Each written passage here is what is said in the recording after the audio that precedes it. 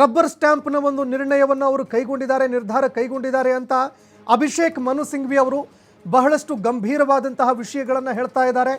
ಕೇಂದ್ರ ಸರ್ಕಾರದ ಆಣತಿಯಂತೆ ಅವರು ಕೆಲಸ ಮಾಡಿದ್ದಾರೆ ಅನ್ನುವಂತಹ ವಿಷಯವನ್ನು ನ್ಯಾಯಾಧೀಶರ ಮುಂದೆ ಪ್ರಸ್ತುತಪಡಿಸ್ತಾ ಇದ್ದಾರೆ. ರಾಜ್ಯಪಾಲ ಥಾವರ್ ಚಂದ್ ಗೆಹ್ಲೋಟ್ ಅವರ ನಿರ್ಧಾರ ರಬ್ಬರ್ ಸ್ಟ್ಯಾಂಪ್ನ ಒಂದು ನಿರ್ಧಾರ ಆಗಿತ್ತು. ಆ ರೀತಿಯಾಗಿ ಅವರು ತಮ್ಮ ವಿವೇಚನೆಯನ್ನೇ ಬಳಸಿಕೊಳ್ಳದೆ ವಿವೇಚನಾ ರಹಿತವಾಗಿರುವಂತಹ ಒಂದು ನಿರ್ಧಾರವನ್ನು ಕೈಗೊಂಡರು ಅನ್ನುವಂತಹ ವಿಷಯವನ್ನು ಅಭಿಷೇಕ್ ಮನು ಸಿಂಘ್ವಿ ಅವರು ವಾದ ಮಾಡ್ತಾ ಇದ್ದಾರೆ.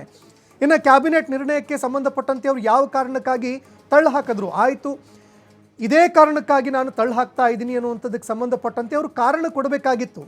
ಏನು ಕಾರಣ ಆಗಿತ್ತು, ಆಯಿತು ಯಾರ್ಯಾರು ಕ್ಯಾಬಿನೆಟ್ನಲ್ಲಿದ್ದಾರೆ, ಸಿ ಎಂ ಅವರೇ ಅವರನ್ನು ನೇಮಕ ಮಾಡಿದ್ದಾರೆ, ಸಿ ಎಂ ಅವರ ಆಪ್ತರು ಅನ್ನುವಂತಹ ಒಂದು ವಿಚಾರ ಅದನ್ನಾದರೂ ಕೊಡಬಹುದಾಗಿತ್ತು. ಅಥವಾ ಕಾನೂನಾತ್ಮಕವಾಗಿ ಏನಾದರೂ ಅವರಿಗೆ ಅವಕಾಶ ಇದೆಯಾ, ಅಂದರೆ ಯಾವುದಾದ್ರೂ ಒಂದು ಕಾನೂನು ರಾಜ್ಯಪಾಲರಿಗೆ ಆ ಒಂದು ಶಕ್ತಿಯನ್ನು ಕೊಡುತ್ತಾ, ಆ ಒಂದು ಪವರನ್ನು ಕೊಡುತ್ತಾ, ಈ ಕಾನೂನಿನ ಅಡಿಯಲ್ಲಿ ನಾನು ಸಂಪುಟದ ನಿರ್ಣಯವನ್ನು ಕೈಗೊಳ್ಳದೆ ಆ ಒಂದು ಸಂಪುಟದ ನಿರ್ಣಯವನ್ನು ಪರಿಗಣಿಸದೇನೂ ಕೂಡ ಇರಬಹುದು ಅನ್ನುವಂತಹ ಒಂದು ವಿಚಾರವನ್ನು ಕೂಡ ಅವರು ಪ್ರಸ್ತುತಪಡಿಸಬಹುದಾಗಿತ್ತು. ಆ ಕಾರಣ ಕೂಡ ಕೊಡಬಹುದಾಗಿತ್ತು. ಆದರೆ ಎಲ್ಲೂ ಕೂಡ ಅವರು ಇದಕ್ಕೆ ಸಂಬಂಧಪಟ್ಟಂತೆ ಕಾರಣವನ್ನೇ ಕೊಟ್ಟಿಲ್ಲ. ರಾಜ್ಯಪಾಲರು ಸಂಪುಟದೊಂದಿಗೆ ಸೌಹಾರ್ದಯುತವಾಗಿ ಇರಬೇಕು. ಯಾಕಂದರೆ ಒಂದು ರಾಜ್ಯ ಸರ್ಕಾರವನ್ನು ಉಳಿಸುವಂತಹ ಕೆಲಸವನ್ನು ಕೂಡ ಮಾಡಬೇಕಾಗತ್ತೆ. ಇದೇ ಕಾರಣಕ್ಕಾಗಿ ಅವರು ಸಂಪುಟದೊಂದಿಗೆ ಸೌಹಾರ್ದಯುತವಾಗಿ ಇರಬೇಕು. ಆದ್ದರಿಂದ ರಾಜ್ಯಪಾಲರ ಅನುಮತಿಯನ್ನು ಕೋರ್ಟ್ ಮರುಪರಿಶೀಲನೆ ಮಾಡಬೇಕು. ಅವರೇನು ಅನುಮತಿ ಕೊಟ್ಟಿದ್ದಾರೆ ಅದನ್ನು ಮರುಪರಿಶೀಲನೆ ಮಾಡಬೇಕು. ರಾಷ್ಟ್ರಪತಿಯವರ ಆಳ್ವಿಕೆಗಿಂತ ಇದು ಹೆಚ್ಚು ರಾಜಕೀಯ. ಆರ್ಟಿಕಲ್ 356 ಅದನ್ನು ಕೂಡ ಉಲ್ಲೇಖ ಮಾಡಿದರು ಅಭಿಷೇಕ್ ಮನು ಸಿಂಘ್ವಿ. ಇದು ಏನು ಮಾಡುತ್ತೆ, ಒಂದು ರಾಜ್ಯ ಸರ್ಕಾರ ಸರಿಯಾಗಿ ಕೆಲಸ ಮಾಡ್ತಾ ಇಲ್ಲ ಅಂತಂದರೆ ರಾಷ್ಟ್ರಪತಿಗಳ ಆಡಳಿತವನ್ನು ಹೇರೋದಕ್ಕೆ ಶಕ್ಯರಾಗಿರ್ತಾರೆ, ಆ ಶಕ್ತಿ ಇರುತ್ತೆ. ಆದರೆ ಅಭಿಷೇಕ್ ಮನು ಸಿಂಘ್ವಿ ಅವರು ಹೇಳಿರುವಂತಹ ಮಾತೇನೆಂದರೆ ಇದಕ್ಕೂ ಮೀರಿ ರಾಜ್ಯಪಾಲ ಥಾವರ್ ಚಂದ್ ಗೆಹ್ಲೋಟ್ ಅವರು ತಮ್ಮ ಕೆಲಸವನ್ನು ಮಾಡ್ತಾ ಇದ್ದಾರೆ. ಅಂದರೆ ಆ ಒಂದು ಅಧಿಕಾರಕ್ಕೂ ಮೀರಿ ಅವರು ಇಲ್ಲಿ ತಮ್ಮ ಅಧಿಕಾರವನ್ನು ಚಲಾಯಿಸ್ತಾ ಇದ್ದಾರೆ ಅನ್ನುವ ರೀತಿಯಲ್ಲಿ ವಾದ ಮಂಡನೆ ಮಾಡಿದ್ದಾರೆ.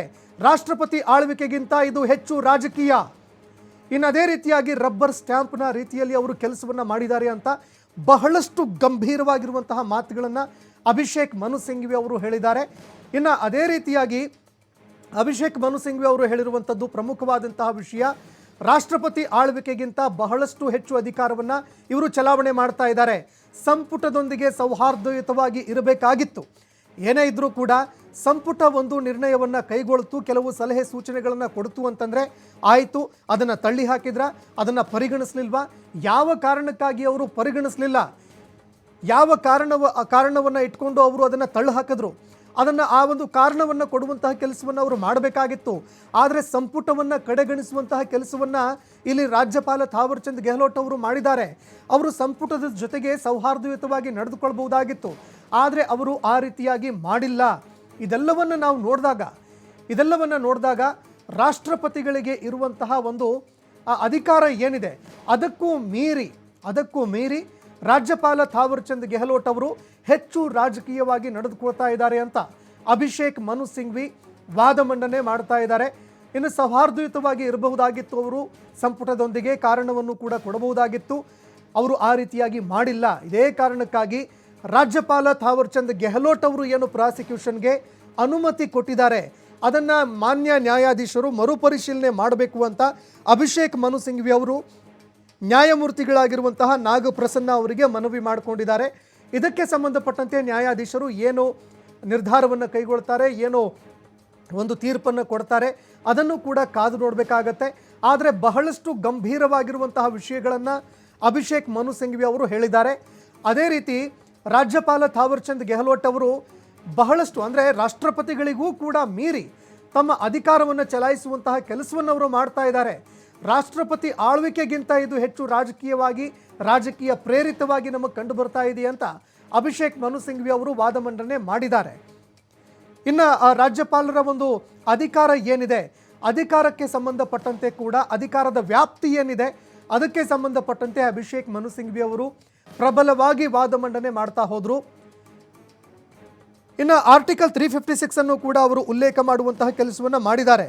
ರಾಜ್ಯಪಾಲರಿಗೆ ಇರುವಂತಹ ಒಂದು ಅಧಿಕಾರ, ಕಾನೂನಾತ್ಮಕವಾಗಿ ರಾಜ್ಯಪಾಲರಿಗೆ ಇರುವಂತಹ ಒಂದು ಅಧಿಕಾರ, ಅವರಿಗೆ ಸಿಗುವಂತಹ ಒಂದು ಪವರ್ ಏನಿದೆ ಅದಕ್ಕೆ ಸಂಬಂಧಪಟ್ಟಂತೆ ಅದರ ವ್ಯಾಪ್ತಿಗೆ ಸಂಬಂಧಪಟ್ಟಂತೆ ಅಭಿಷೇಕ್ ಮನು ಸಿಂಘ್ವಿ ಅವರು ವಾದ ಮಂಡನೆ ಮಾಡಿದ್ರು. ಆಯಿತು, ಯಾವುದೋ ಒಂದು ರಾಜ್ಯ ಸರ್ಕಾರ ಏನಿದೆ, ಆ ರಾಜ್ಯ ಸರ್ಕಾರ ಏನಾದರೂ ಸರಿಯಾಗಿ ಕೆಲಸ ಮಾಡ್ತಾ ಇಲ್ವಾ, ಅಸ್ಥಿರತೆ ಏನಾದರೂ ಉಂಟಾಗ್ತಾ ಇದೆಯಾ, ಕಾರಣ ನೀಡಿ ರಾಷ್ಟ್ರಪತಿ ಆಳ್ವಿಕೆ ಹೇರಬಹುದು. ಆದರೆ ಇಲ್ಲಿ ರಾಜ್ಯಪಾಲರ ಒಂದು ಆಳ್ವಿಕೆ ಏನಿದೆ, ಅವರ ಒಂದು ನಿರ್ಧಾರ ಏನಿದೆ, ಅದು ರಾಷ್ಟ್ರಪತಿಗಳ ಆಳ್ವಿಕೆಗಿಂತಲೂ ಹೆಚ್ಚು ಕಂಡು ಬರ್ತಾ ಇದೆ ಅಂತ ಅಭಿಷೇಕ್ ಮನು ಸಿಂಘ್ವಿ ಅವರು ವಾದ ಮಂಡನೆ ಮಾಡಿದ್ದಾರೆ.